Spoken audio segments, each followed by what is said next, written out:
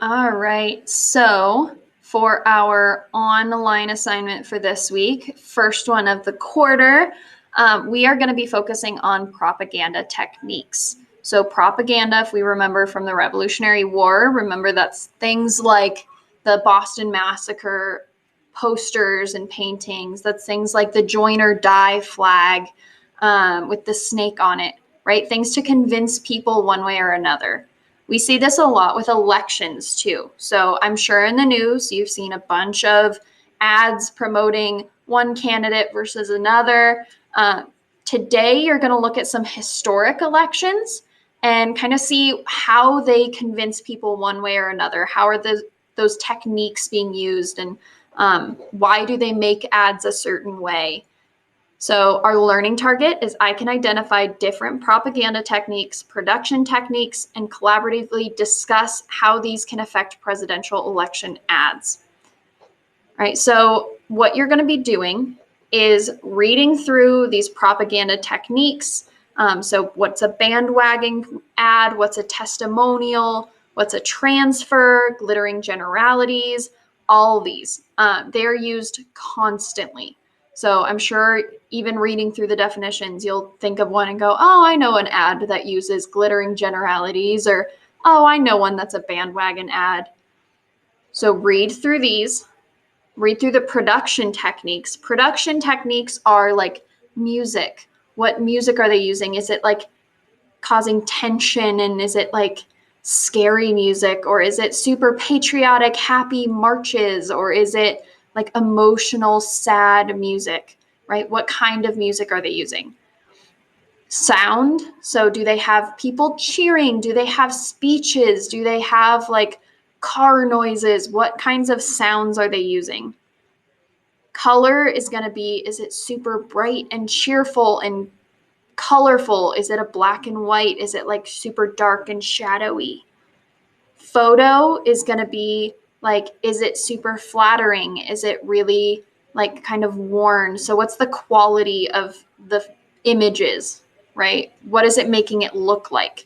So we see this in attack ads, right? Making them look like really bad quality, very like tired photos, very mad, angry. Or in the positive ones, it's going to be very flattering, very like making them look good, right? Symbolic images are going to be things like flags, like having them be with their family, with kids, having them shaking people's hands, having them at like schools, or just things that make you feel a certain way about that person. So images that convey a certain type of person, a certain value, things like that. Background is going to be what's going on behind them. Are they at like the Lincoln Memorial? Are they at some historic site? Or is the background like flames and like explosions and crazy destructive stuff? Or is it just like a white background? Sometimes that can be really, really powerful, right? Having that just plain white background. So what is that? The last one is graphics. So graphics are going to be just like the big words across the screen, or like scary statistics in big red letters, or like vote now, or those calls to action, right? What do they want people to do? Call this number, vote for this candidate, things like that. Labels are going to be like descriptions of images or signs or those kinds of things. So those are the production techniques, right? We have the propaganda techniques, which is the general like theme of the commercial, the general approach of how to convince people. And the production techniques is how they accomplish that, right? How they use the production of the commercial to convince people to vote for a certain candidate. So for the first part of this assignment, you're using the Living Room Candidate website, which is this link right here. And you're going to that website and looking at these different commercials. In the box next to that section, next to that propaganda technique, you're filling in the questions and writing about what the commercial is, how it represents the propaganda technique, and what are the production techniques they use. So we'll go through this. This is one example. I did 1960 commercial called Jingle. If you want to watch it, it's linked right here. It's really funny.